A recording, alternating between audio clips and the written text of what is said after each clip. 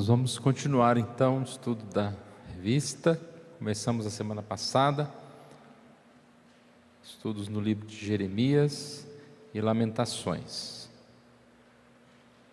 Semana passada o título era Consciência Fragmentada, é isso?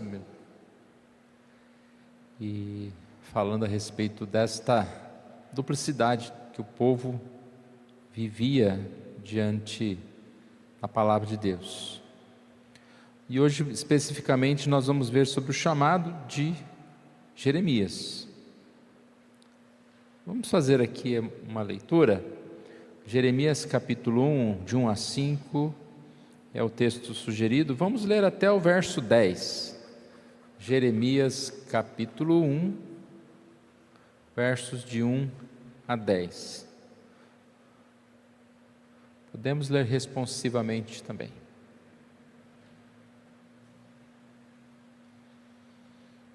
Palavras de Jeremias, filho de Ilquias, um dos sacerdotes que estavam em Anatote, na terra de Benjamim.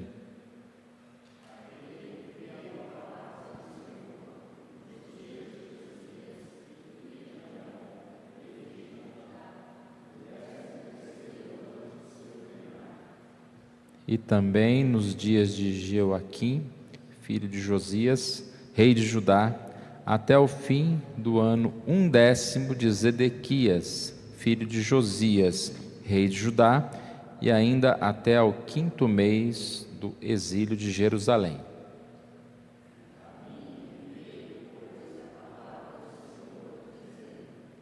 Antes que eu te formasse no ventre materno, eu te conheci, e antes que saísses da madre, te consagrei e te constituí profeta às nações.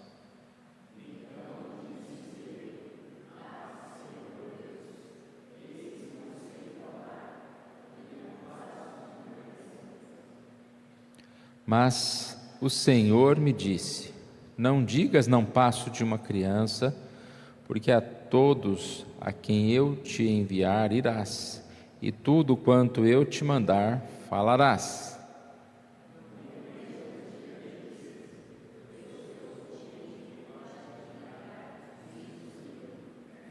Depois estendeu o Senhor a mão, tocou-me a boca, e o Senhor me disse: eis que ponho na tua boca as minhas palavras.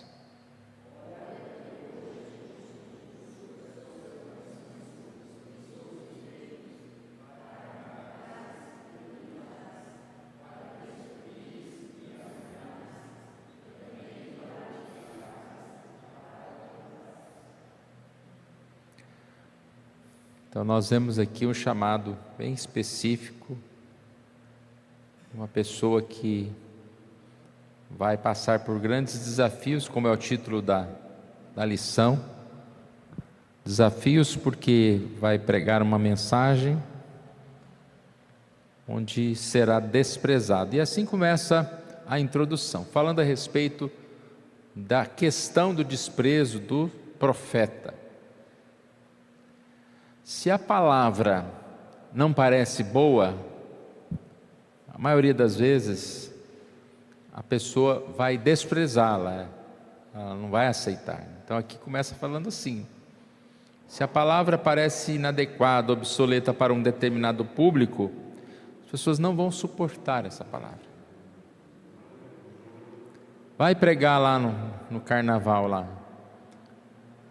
provavelmente você será ridicularizado, se você for sozinho lá no meio de um lugar onde as pessoas não estão querendo isso. Vocês já viram pregadores às vezes na rua lá, determinado lugar, eles são ridicularizados. Se deve pregar ou não nesses lugares, né? A Bíblia fala que tem que pregar em todo lugar, né? Até uma polêmica esse ano aí de bloco de carnaval, todo ano tem isso, né? Igreja que não vai ao lugar de fazer o retiro, vai lá para o carnaval pregar. Aí tem a polêmica, deve, não deve, pode, não pode. Eu acho que a gente tinha que cuidar mais da nossa vida, né? Mas nós não sabemos o aspecto né? Como isso está sendo feito, por quem, como, e a gente não faz isso, mas cada um tem a sua forma de pensar. Fato é, a mensagem vai ser mais desprezada num ambiente que não o acolhe. Você vai lá numa roda, lá, sei lá, LGBT, e vai lá pregar, olha, a Bíblia fala que o homossexualismo é pecado e vocês vão para o inferno. Eles vão, mesmo, obrigado por contar, todos nós estamos aceitando essa verdade. Difícil isso acontecer. Não estou dizendo que não pode acontecer, porque a palavra de Deus ela é poderosa, mas o que o texto vai falar aqui, principalmente a respeito de Jeremias, é que ele estava pregando para pessoas que já tinham tido todo tipo de oportunidade e negaram, e chegou um momento que essa pregação não é mais para arrependimento, é uma pregação para mostrar o juízo, para mostrar que elas estavam erradas. A gente viu isso na semana passada também. Então é esse tipo de pregação, com certeza. E o chamado de Jeremias, então, ele é um momento especial que a gente vai perceber aqui, que não será fácil para ele, né? A lição cita outros exemplos, como Isaías, Ezequiel. Eu vou ler alguns trechos aqui. Primeiro, Isaías 6, 9 e 10. O Senhor chamando Isaías, e aqui alguns detalhes também. Então disse ele, vai e dize a este povo, ouvi, ouvi e não entendais, vede, vede e não percebais. Torne insensível o coração desse povo, endurece-lhes os ouvidos e fecha-lhes os olhos, para que não venha ele a ver, e com os olhos a ouvir, e com os ouvidos a entender, e com o coração, e se converta e seja salvo. A entender com o coração, e se converta e seja salvo. Parece estranho isso, né? Muito estranho. Mas nós sabemos que existe a vocação eficaz naquela palavra que vai ser pregada, e aquela pessoa que será recebida, ou a vocação especial. Mas existe também a vocação geral, é uma palavra que será pregada às pessoas, elas não entenderão, e o seu coração não aceitará. E nós pregamos para esses dois tipos de pessoas, e se você for analisar, pela quantidade de pessoas que nós falamos, que nós convidamos, e pela quantidade baixa de pessoas que realmente vêm para Cristo, se convertem, mudam de posição, muito da pregação é para esse povo que não vai ouvir, que não vai entender. Então essa passagem aqui também ela está relacionada com a forma de Jeremias, que está se pregando a um povo que já se afastou e que não vai receber a palavra, né? Não é que Deus não quer salvar, né? Aquelas pessoas, elas estão distantes do Senhor. 43, Isaías 8. Traze o povo que ainda que tem olhos é cego, e surdo ainda que tenha ouvidos. Então ele iria levar a mensagem a pessoas que têm olhos, mas são cegos, que têm ouvidos, mas não ouvem. Ou seja, não ia adiantar. Mesma questão aqui em mais esse último texto, contando a respeito de Ezequiel, o chamado de Ezequiel, e a forma que ele também passou por essas dificuldades. Ezequiel falando aqui, ele me disse, filho do homem, eu te envio aos filhos de Israel, às nações rebeldes que se insurgiram contra mim. Eles e seus pais prevaricaram contra mim, até precisamente o dia de hoje. Os filhos são de duro semblante, obstinados de coração. Eu te envio a eles, e lhes dirás, assim diz o Senhor.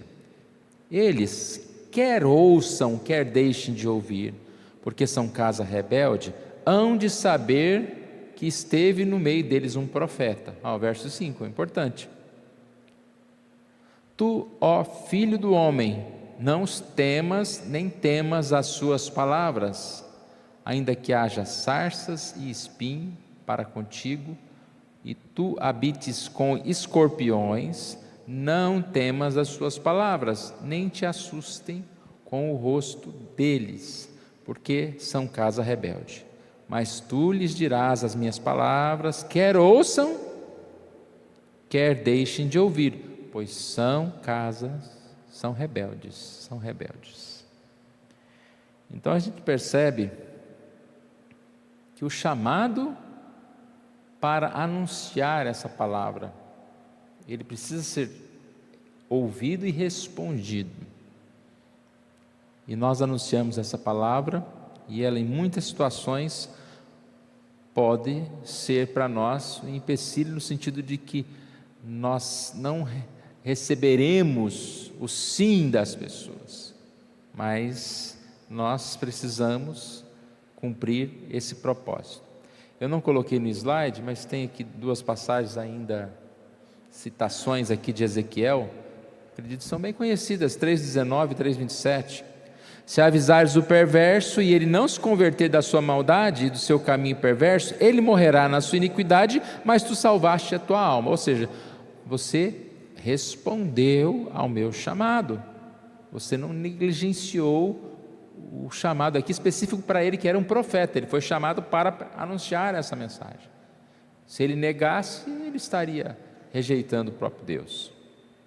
Ezequiel 3,27, parecido diz: mas quando eu falar contigo, darei que fale a tua boca e lhes dirás: assim diz o Senhor Deus, quem ouvir ouça, e quem deixar de ouvir deixe, porque são casa rebelde. É uma repetição também de Isaías, né? Isaías. Aqui a introdução, ela termina com Isaías 49, 4, mais uma vez falando: eu mesmo disse, de balde tenho trabalhado, inútil e vãmente gastei as minhas forças, todavia o meu direito está perante o Senhor e a minha recompensa perante o meu Deus. Irmãos, nenhum de nós deve ficar triste, frustrado, quando executa um trabalho do Senhor e não recebe essa recompensa ou a resposta, ou não percebe esse fruto, vamos dizer assim, né, como a gente gostaria que ele acontecesse. Nós deveríamos olhar como o Isaías aqui, que disse: meu direito está perante o Senhor, a minha recompensa está diante do meu Deus, porque eu me gastei, embora seja aqui debalde, né, ou seja, sem ver uma resposta aparentemente inútil, mas eu fiz o trabalho do Senhor. Agora, é uma situação difícil, muito complicada, mas para o final da lição, ela vai falar que por ter essa dificuldade, as igrejas, as pessoas, os modernos profetas de hoje, estão procurando todo tipo de recurso para atrair as pessoas, e estão fazendo a igreja mais agradável para que essas pessoas venham, transformando a igreja no próprio clube. É como se a gente fizesse, por exemplo, aqui: nós não vamos fazer o carnaval, né? Não vamos no carnaval. Aí a gente leva os nossos jovens para uma fazenda, lá para um sítio lá, e lá, se você chega lá, você não consegue diferenciar muito o carnaval de lá e daqui, né? É aquela musicalhada, bagunça, sabe? Nós vamos nos divertir, na igreja não precisa ser todo mundo sentadinho, quietinho, ninguém respira, que ninguém fala. Tem as brincadeiras, tem tudo, mas até onde a gente é diferente do mundo, quando a igreja se transforma no mundo, né? Mas ali é o mundo e eu ainda tenho o benefício que é de Deus, então está ótimo, né? Não está ótimo. Mas a gente acha que vai voltar aqui mais para o finalzinho, a gente volta nesse tema aqui. Alguns dos irmãos quiserem nos ajudar, fique à vontade, pode falar, perguntar aí, e vamos seguindo aqui então. Ponto 1, Jeremias e seu contexto. É o que nós acabamos de ler, né?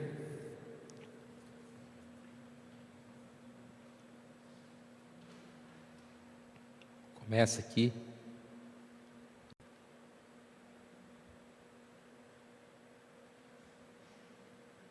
Agora eu achei. Jeremias e seu contexto. Então inicia aqui o ponto 1. Jeremias foi um homem raro. Ele exerceu seu ministério durante a mais teimosa e irreversível impiedade da nação, que se fazia de surda para todo apelo ao arrependimento. A lição que vai trazer alguns dados a respeito de Jeremias.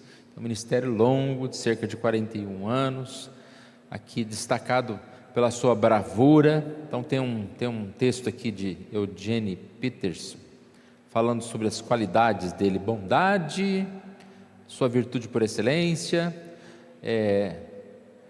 não demonstrava piedade artificial, né? Não era alguém que usava máscaras, podemos dizer assim, e experimentou tempestades, hostilidade, mas ele, mesmo seguindo em frente, não mostrou qualquer tipo de presunção, não se mostrou fraco, mas trabalhou até o limite, na fadiga, submetendo-se à rejeição.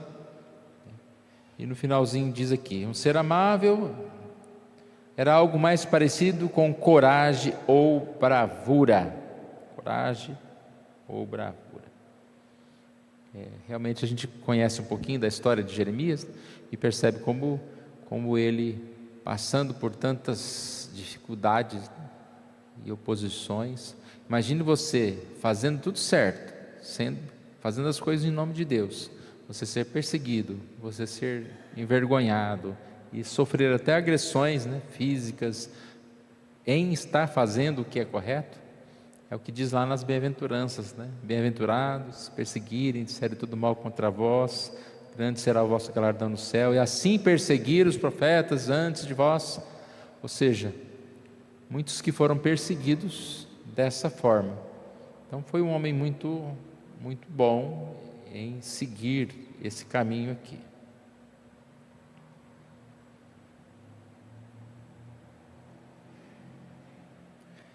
Jeremias nasceu numa família de profetas, ou numa família sacerdotal. Aqui é a cidade Anatote, uma cidade de sacerdotes. E vamos aqui voltar a Bíblia, Jeremias 1, aqui no verso 2 diz: a ele veio a palavra do Senhor nos dias de Josias. A ele veio a palavra do Senhor. A gente vê até hoje, né, pessoas se declarando profetas, e se você vai falar alguma coisa, a pessoa vai falar: não, você não acredita no ministério profético. Mas infelizmente a gente não tem base bíblica para essas adivinhações que as pessoas fazem, e muitas coisas podem dar certo, pode não dar, né? Então eu posso chegar aqui e falar, melhor não, né? Vai falar: fulano, vai acontecer alguma coisa tal, e aí pode acontecer, é sujeito. As coisas são muito comuns na vida, então são várias coisas durante a semana que não precisa ser muito profeta para você acreditar que vai acontecer. E a gente percebe que essas pessoas tomam esses, quando acertam, né, aí eles falam, mostram: olha lá, eu falei que isso ia acontecer, aconteceu. Mas quando eles falam e não acontece, fica quietinho, não conta para ninguém não. Então aqui, sempre lembrando, né, profeta não inventa mensagem, mas ele fala a palavra de Deus, aquilo que Deus entrega para ele, sem aumentar e sem diminuir, né? E nós percebemos que hoje existem profetas no sentido bíblico. A Bíblia fala, né, procurai com zelo os melhores dons, e principalmente que profetizeis. Ou seja, que nós temos uma obrigação de anunciar a palavra profética que está nas Escrituras. Tudo que precisamos anunciar está nas Escrituras. que Jesus vai voltar, que nós devemos arrepender dos nossos pecados, isso faz parte da nossa pregação. Anunciar, ser esse profeta. Mas é claro que aqui no Antigo Testamento, o profeta ainda estava dentro da história, que ainda não havia acontecido. A gente vai ver aqui, mais abaixo, contando a respeito da sequência, né, de reis: Josias, Jeoacás, Joaquim, Jeoaquim, Zedequias, e depois veio o exílio. Nosso texto aqui, ele omite Jeoacás e Joaquim, não que a Bíblia tenha erros, mas conforme a lição explica, é porque eles não foram tão importantes e eles nem perseguiram Jeremias. Aqui é a ideia de quem são os profetas que se levantaram contra Jeremias. Esses profetas aqui, Joacás e Joaquim, reinaram apenas 3 meses, então não se fala muito sobre ele. Jeremias foi alguém que pregou, que anunciou, que profetizou no tempo de Josias, rei de Judá. Ambos eram tementes a Deus e passaram por esse período aqui, digamos aqui, de angústia diante da apostasia do povo, um momento de lamentação por causa do povo vivendo distante de Deus. Teve um ponto assim na lição da semana passada, não teve? Da tristeza do profeta, de pregar diante de um povo hostil. Como é difícil você ver as pessoas totalmente distantes da verdade, e as pessoas hoje em dia estão cada vez mais aparecendo, expondo as suas ideias, os seus pensamentos, e você se entristece quando vê pensamentos de ódio, quando vê pensamentos de maldade, pessoas assaltando, roubando os outros, pessoas praticando todo tipo de pecado. Isso nos entristece. Então é nesse tempo também que havia esse tipo de dificuldades. Josias, Jeremias passavam por esse momento difícil, no sentido de que tinham que anunciar e viver num ambiente hostil dessa forma. Terminando esse tópico 1, durante 40 anos e circunstâncias frequentemente difíceis, Jeremias não abandonou o seu posto, mas advertiu Judá sobre a iminente execução do julgamento do Senhor, que foi o que aconteceu, né? A revista aqui fala um pouquinho que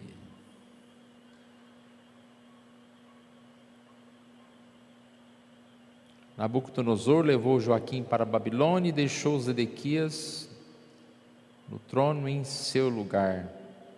Aqui fala a invasão definitiva da Babilônia e Judá, a Babilônia a Judá, causando seu exílio, e sua queda definitiva foi no dia 18 de julho de 586 AC. Então, tempo de muita dificuldade, né? Que se cumpriu a profecia que foi desprezada. Aí Judá viveu uma era de terror, com os muros, o templo e o palácio sendo destruídos. Jeremias foi fiel ao Senhor.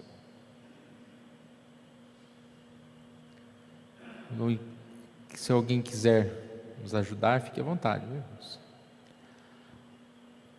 2 coisas aqui, pastor. A primeira é que o profeta, ele era enviado diretamente por Deus. Não é alguém dos nossos profetas de hoje, que se levantam em nome de Deus, e não é verdade, porque eles falam coisas que não se cumprem.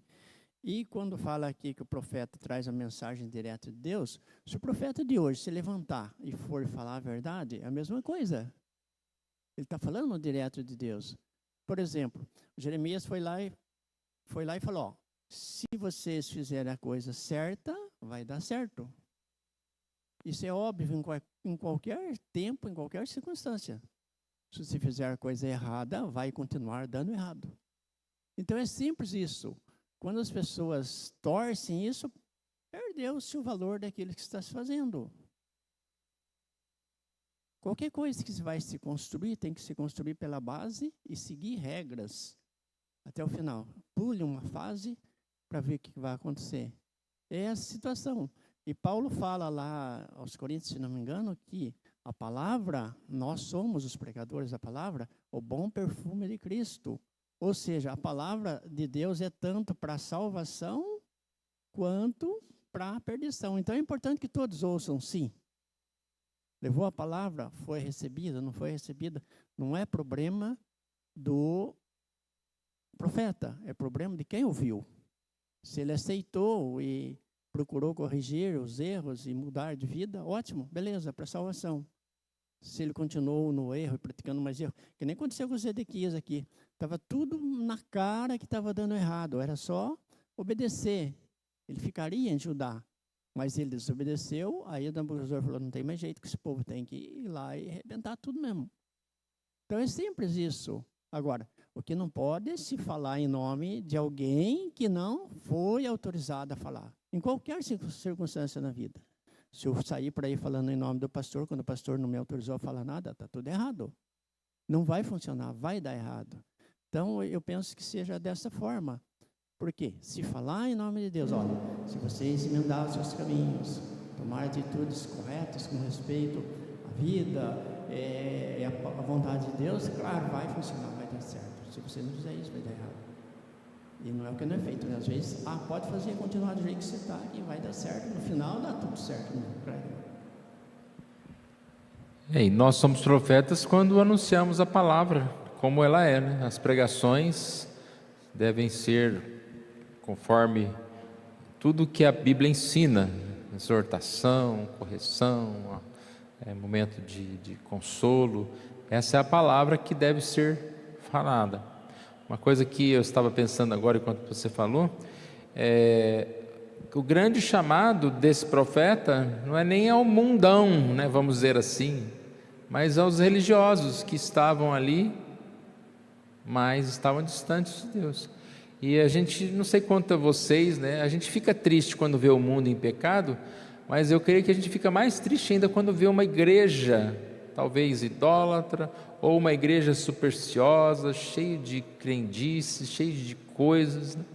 E você fica pensando, né, como que essas pessoas estão tão distantes da palavra de Deus. É claro que tem algumas igrejas que, embora firam algumas doutrinas aí, vamos dizer assim, elas têm na sua base a fé em Jesus Cristo como seu Salvador, e a gente entende que algumas coisas podem, digamos assim, não ser das piores, né, pelo jeito de ser, né, da sua religiosidade, vamos dizer assim, mas muitas estão distantes da verdade, estão dando mais atenção a esses profetas aí, vamos dizer assim, a essas heresias, e se afastando de Jesus, se afastando de Deus. Então isso nos entristece muito mais até, né, por estarem separados aí do Senhor. O chamado de Jeremias, chamado para confronto, versos 4 e 5, a mim veio a palavra do Senhor dizendo, antes que eu te formasse no ventre materno eu te conheci, antes de que saísses da madre te consagrei, te constituí profeta para as nações. Então, ele foi chamado para essa missão. Aqui a lição coloca uma missão praticamente suicida. Ele foi chamado para fazer um trabalho diante de reis que haviam apostatado, diante de falsos profetas, e aí nós percebemos, né, esse chamado neste momento difícil.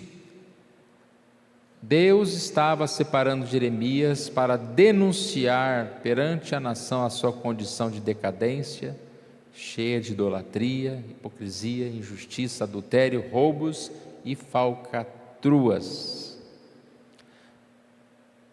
E ele é chamado diante dessa questão.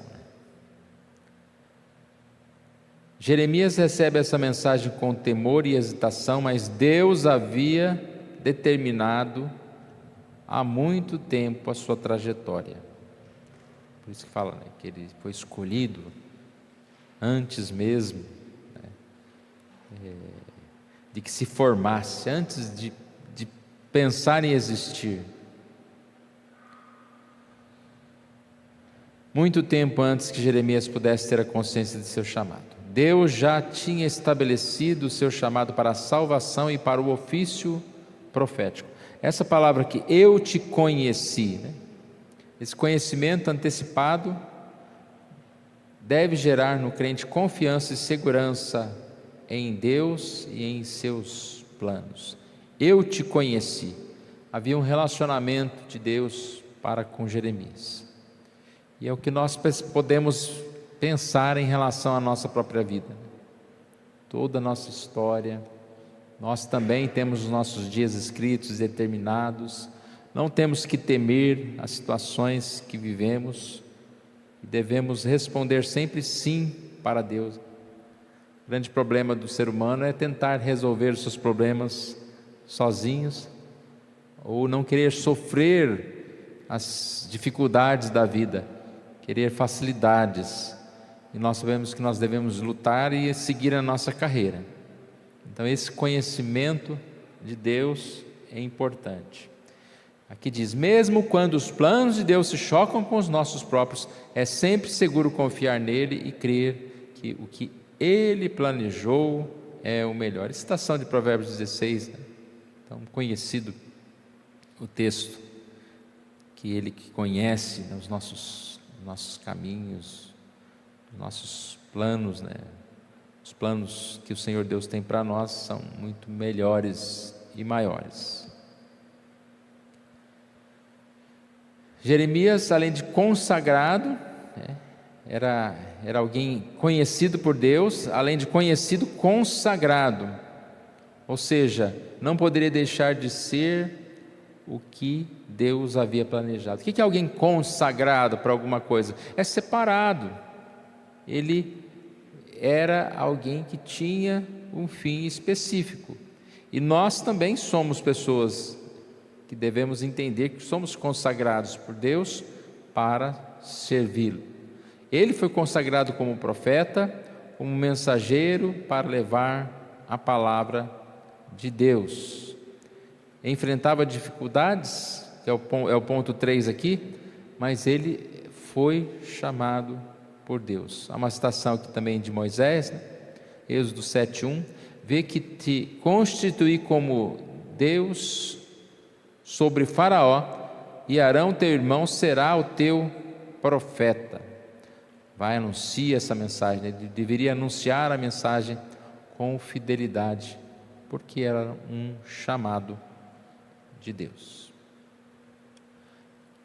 Querem perguntar, vamos ajudar, falar? Fique à vontade. Aqui se enquadra o texto de Efésios, no capítulo 1, né, pastor? Que a palavra fala que nós fomos escolhidos em Jesus antes da fundação do mundo. Quando eu estava lendo essa passagem, eu lembrei lá de Efésios, porque aconteceu com Jeremias aqui. E é interessante a gente notar que parece que Deus fez um projeto e chamou alguém que não havia sido gerado ainda para executar aquele projeto. Então, humanamente falando, é isso. Deus fez um projeto, bom, agora vou criar alguém que vai ser capacitado, que eu vou ajudar, que eu vou fazer de tudo para que esse projeto ele venha cumprir. E aí a pergunta para a gente, qual será que é o projeto de Deus para a minha vida?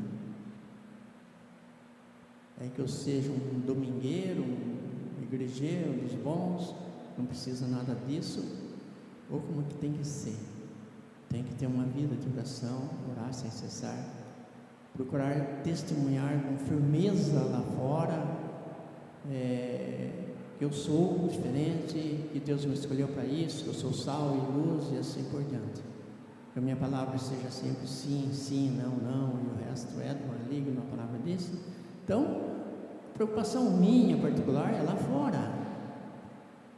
Aqui é bem simples, mas lá fora, no meu dia a dia, como que eu estou conduzindo ou trabalhando, sendo trabalhado nesse projeto? E o chamado nem sempre é o que eu quero, né? Imagina, Jeremias, se fosse escolher, eu não vou querer ter um trabalho que eu vou ser perseguido, que não vão ouvir a minha palavra. A gente sempre enfatiza esse lado, esquecendo que o trabalho dele era importante e relevante porque ele estava anunciando a verdade. Então o problema não é a recepção, o problema é o que mais importante não é a recepção, que as pessoas recebessem essa mensagem e se convertessem, vamos dizer assim, mas que ele estava cumprindo o papel dele de anunciar aquelas pessoas que mesmo assim, não recebendo, né, não aceitando a palavra, estava se cumprindo o propósito de Deus. E quando a gente fala, né, de ser chamado, que privilégio nós temos, né? Deus não precisaria de nenhum de nós para fazer nada, mas nós somos chamados. E também essa questão de ser chamado, cada um especificamente, né, tem o seu chamado, e não necessariamente é um grande chamado aos olhos humanos, vamos dizer assim. Vou anunciar para as nações. A gente vê muita essa competição, né? Parece que a pessoa ela quer ser a bispa mundial ou o pastor não sei o quê. É muito título, muita grandiosidade, que na verdade isso não representa uma verdade, né? Aí entra na mensagem de hoje cedo, né? Tirando as máscaras. Às vezes a pessoa tem tantos nomes e cargos, né? Vice-deus e não sei mais o quê, só que não é bem assim que funciona. E a gente precisa tentar fazer o melhor ou fazer mais. Graças a Deus, se a gente pudesse ser ter muitos cargos, né, na igreja e servir a Deus e quem sabe ser um missionário, mas aonde nós estivermos, como você disse, aonde nós estivermos, nós temos que cumprir o nosso chamado. É o melhor que a gente pode, e de acordo com o que a gente percebe esse chamado de Deus. Mas vamos ver aqui ponto 3, Jeremias e as suas dificuldades. Jeremias tinha uma dificuldade óbvia, no verso 6. Essa dificuldade, no entanto, não era desconhecida de Deus, ele sabia o que estava fazendo. O verso 6 diz: Ah, meu Senhor, eis que não sei falar, porque não passo de uma criança. E a lição levou literalmente essa palavra aqui, criança, né, dizendo que opiniões destacam que Jeremias era de fato uma criança com cerca de 12 anos de idade. Quando ele diz, né, não sei falar, é um empecilho de qualquer um de nós, né? Quem sou eu para falar, para anunciar as verdades bíblicas? Essa questão da teologia, né? É tão difícil a gente conhecer certas coisas, explicar certas coisas, mas a gente precisa entender que Deus, Ele é a boca para nós, né? Ele fala que não sabe falar. Moisés disse que era pesado de língua, né? Mas nós sabemos que a dificuldade não é nem desconhecida e nem a nossa dificuldade não é desconhecida por Deus e nem desprezada, porque Deus vai nos capacitar. Jeremias recebeu um chamado e seria fortalecido por Deus para cumprir, e assim é o que acontece. Tem aqui uma frase de John Mackay: à frente de Jeremias estavam tempos de depressão, dúvida e desespero. Desde o início Deus estava ali ensinando como deveria considerar sua vida. Em vez de ser oprimido pelas pressões do momento, sua autopercepção devia ser de que ele era alguém moldado e designado para o uso de seu Deus. Quais são os chamados que nós estamos rejeitando? Muitas vezes nós somos chamados para fazer algumas coisas, talvez na igreja, e aí logo a gente tenta uma desculpa, ou a gente tenta a desculpa da incapacidade, não, tem outro que faz melhor, a desculpa do tempo, né, também é muito comum, a da agenda, tem uma outra coisa para fazer nesse dia. Mas se passar meia hora alguém te convidar para passear nesse dia, nessa mesma hora, você fala, vou ver minha agenda, vou desmarcar aquele compromisso lá para passear com você. Mas para dirigir a reunião de oração não pode. Então, eu citei um exemplo aleatório aqui, não estou falando exatamente sobre isso, mas quantas vezes a gente não pode certas situações, né? E se nós estamos sendo chamados, nós precisamos nos dispor a esse chamado, e Deus vai nos capacitar, né? E a gente vai perceber que quando a gente se dedica para fazer alguma coisa, a gente consegue fazer em relação à obra de Deus, né? No sentido, vai buscar ajuda, pede lá para o pastor ou para alguém para te ajudar, e você vai poder desempenhar esse papel. Deus lhe dá, então, 3 encorajamentos aqui. A lição colocou aqui essas 3 palavrinhas aqui, confiar no Senhor, não ter medo, saber que suas palavras procedem de Deus. Então, confia no Senhor. Não passe de uma criança. E Deus diz para ele que ele não deveria se intimidar, porque seu trabalho seria eficaz. Ao finalzinho aqui, tudo quanto eu te mandar, falarás. Você não vai perder nenhuma palavra. Jeremias talvez nem queria falar tudo, né? Mas não, você vai falar sim. Tudo que eu te mandar, você vai falar. Não se intimide, não tenha dificuldades. Seja limitação, seja ameaças, o desígnio de Deus não pode ser frustrado.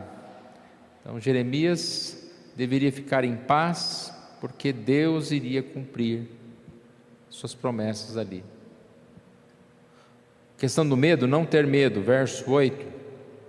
Não temas diante deles, porque eu sou contigo para te livrar, diz o Senhor. Fica claro que Deus não disse, não temas, porque você não vai passar por dificuldades, ninguém vai se opor à sua palavra, você vai pregar e vai todo mundo dizer parabéns, você é muito lindo, maravilhoso. Não temas, porque eu serei contigo, né? Para te livrar das dificuldades. Nas dificuldades, Deus iria estar com Jeremias. Jeremias veria a maldade dos homens contra eles, mas não precisava ter medo, porque Deus estava com ele para livrá-lo. Então, a promessa de proteção não anula o perigo, ela garante que Deus estará presente para nos salvar da angústia. E aqui cita, né? O próprio Jesus passou por dificuldades, tentações, mas cheio do Espírito Santo venceu, e Deus também promete nos fortalecer nas horas amargas.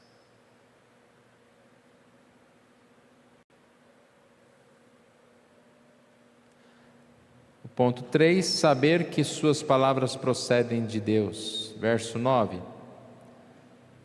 Depois estendeu o Senhor a mão, tocou-me a boca, e o Senhor me disse, eis que ponho na tua boca as minhas palavras. Muito interessante essa ideia da capacitação de Deus, né? Nós percebemos que, se Deus é dono de todas as coisas, Ele é capaz de, segundo a sua vontade, nos capacitar para coisas além da nossa própria sabedoria e força. Se você parar um pouquinho e pensar, só o fato de você estar aqui hoje, ter levantado, talvez todos se alimentaram e estão talvez com algum probleminha de saúde, mas estão firmes. Já é um milagre, só da gente levantar, só da gente estar aqui. E esse Deus é capaz de fazer muito mais nas nossas vidas, em relação às tarefas que nós temos para cumprir. Devemos perseverar, não desanimar. No caso de Jeremias, ele precisava falar, então Deus colocou palavras na sua boca. Ele falaria em nome do Senhor, segundo o Senhor lhe ordenasse. Tudo o que ele deveria falar, ele falaria.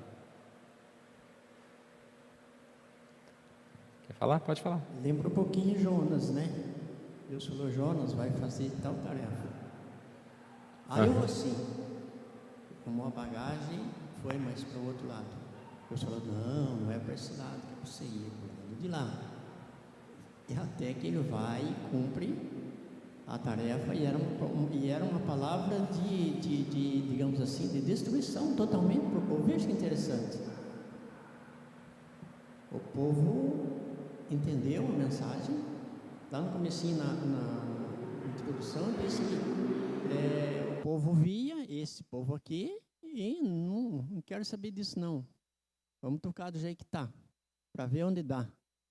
Mas o povo de Nínive não. Falou: opa, conversa séria, temos que tomar atitude para ver se, quem sabe, fala lá, né? Quem sabe se Deus muda de opinião com respeito a isso. E Deus salvou o povo. Assim, a palavra é para ser levada. O que vai acontecer depois não é problema seu. É quem está enviando a palavra que é o responsável por isso. Interessante, né, a ideia do Jonas. Jonas não queria que as pessoas se convertessem. O Senhor é muito bondoso, vai perdoar aquela cidade, eles não merecem a salvação.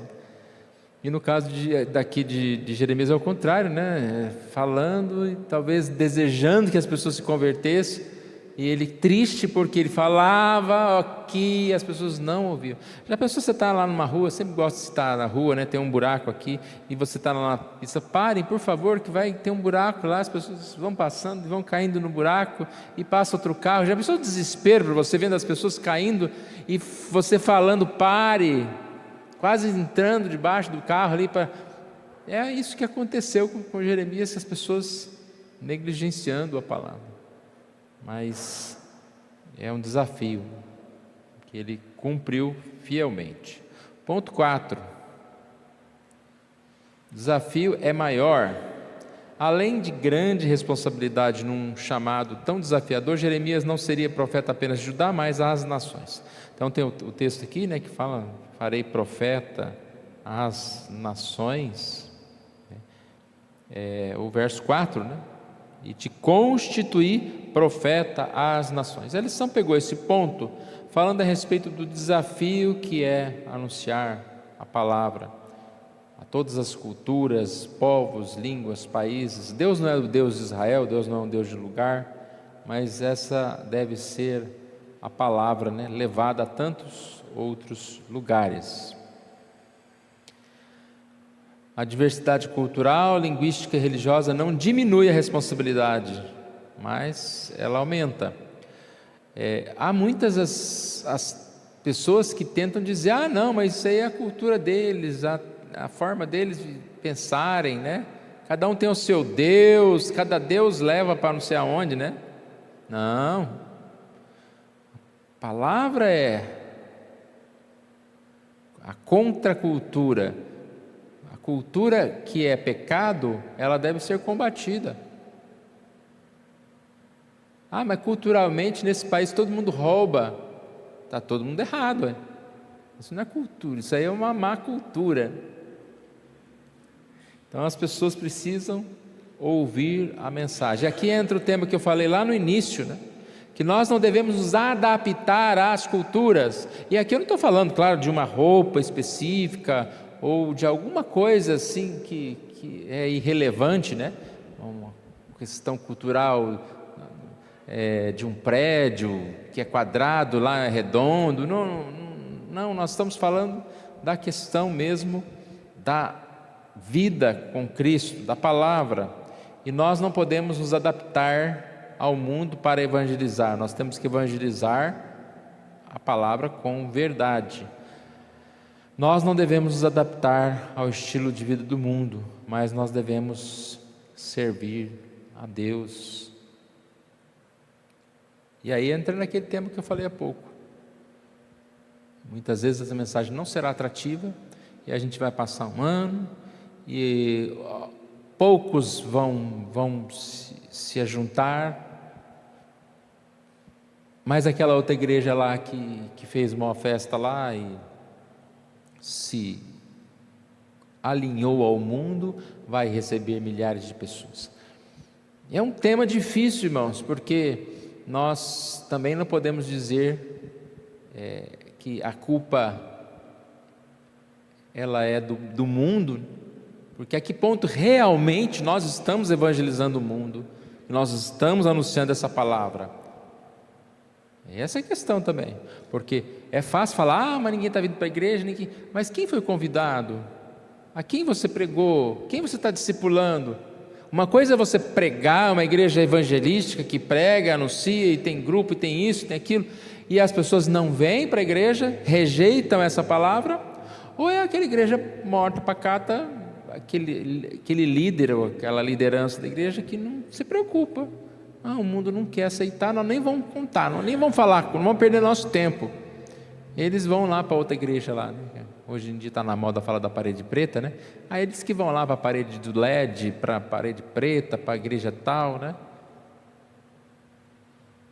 Bom, se estão lá e são convertidos, não sei.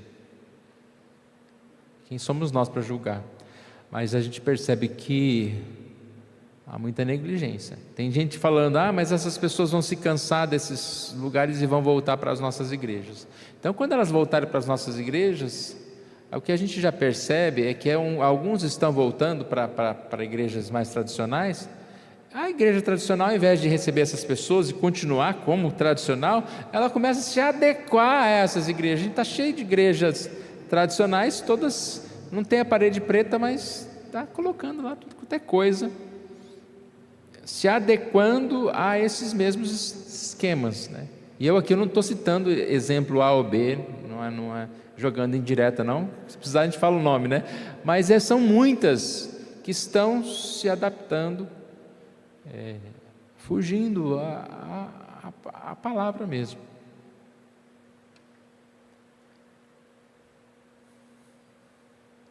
Os que querem continuar sendo chamados cristãos elaboram sua própria maneira de ser cristão, independentemente de qualquer igreja, autoridade ou ensino sólido. Isso tem gerado uma geração cristã cada vez mais mundana, mais moldada por esse século, e é para esta geração que somos chamados a testemunhar. Isso é fato, irmãos, que há uma geração moldada por esse século, que igrejas estão sendo moldadas pelo mundo, isso é fato, né? Não sei quantos viram esses dias aí, aquele pastor famoso lá na tal da Lagoinha Alphaville, né? Leiloando um relógio de 20 mil reais, né? Ele ganhou lá, alguém deu um relógio para ele, e alguém vai comprar, esse relógio custa 40 mil, quem dá 20 mil, tal. Isso é culto, né? No meio do culto, você fazer um leilão para uma modalidade nova de arrecadação de ofertas. Então a gente percebe que há certas situações que a igreja vai se adaptando mais ao mundo do que qualquer outra coisa, mas nós temos que pregar a palavra, servir, seguir aqui no caminho. A conclusão traz aqui uma frase aqui de Francis Schaeffer. O livro de Jeremias e o livro de Lamentações mostram como Deus olha para uma cultura que o conheceu e deliberadamente virou-lhe as costas, mas isso não é somente o caráter dos tempos de apostasia de Jeremias, é o meu tempo e o seu tempo. Então é o chamado do mundo pós-cristão, quantas pessoas se afastando da palavra. Tem aqui uma frase aqui que que fala sobre isso, é Francis Schaeffer aqui, dizia que vivemos numa era pós-cristã, isso é, numa geração de hoje que rejeita o cristianismo e seus ensinamentos e as igrejas tradicionais. Eu falei isso também no estudo do Sermão do Monte. Você vai pegar o estudo do Sermão do Monte, né? Vai tentar viver literalmente aquelas passagens. Você percebe que as pessoas estão dizendo, não exagera, né? Não pensa muito assim, não. Ou seja, relativizando a moral, a verdade, a santidade, e cada vez mais se adaptando ao mundo. Aplicação: nem todos somos chamados para ser ministros, poucos de nós somos chamados, mas todos somos chamados a confrontar com este mundo, com a mensagem do Evangelho e viver de modo coerente com a nossa fé. Eu acho que a lição ela traz para nós esse tópico final aqui, né? Somos chamados. Está faltando uma palavra aí? Mas todos somos chamados a confrontar com esse mundo. Leia aí para mim. Aplicação: mas todos somos chamados. Fala mais alto.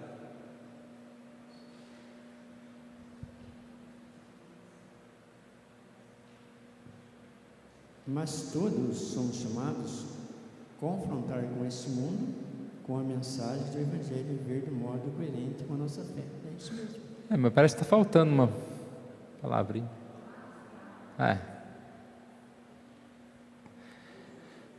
Professores de português, cadê a Nádia? Vamos consertar o texto aí. Mas todos somos chamados a confrontar, a confrontar, ou para confrontar. Confrontar com esse mundo, com a mensagem do Evangelho e viver de modo coerente com a nossa fé. Nem todos serão pastores, nem todos serão missionários, pregadores, ter um trabalho específico na igreja, mas a gente precisa primeiro viver esse Evangelho e assim nós vamos vivendo de forma coerente com a nossa fé, com a verdade, não virando as costas para a fé, como geração que foi dita aqui, né, mundana, que virou as costas para a fé, que conheceu a verdade e virou as costas para a verdade. Isso é o que tem demais, gente. Conheceu a verdade e virou as costas para a verdade. Cresceu, deixou, abandonou a sua fé que tanto conheceu, que tanto aprendeu. Então que Deus assim nos ajude e nos abençoe.